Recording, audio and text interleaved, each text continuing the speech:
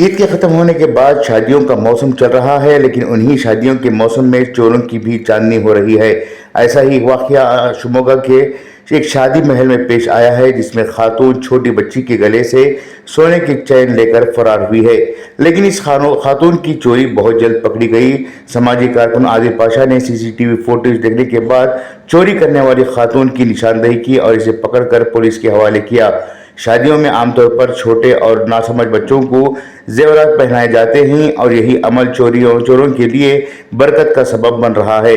शादियों में छोटे बच्चों को जेवरात पहनाने की वजह से चोरों के लिए चोरी की राहें हमवार हो जाती हैं। इस वजह से पुलिस का कहना है कि वालिदैन इन मामलात में मोहतात रहें और छोटे बच्चों को महंगे जेवरात और महंगे मोबाइल फ़ोन उनके हाथ में ना दें। ब्यूरो रिपोर्ट, इनकलाब न्यूज़, शिमोगा।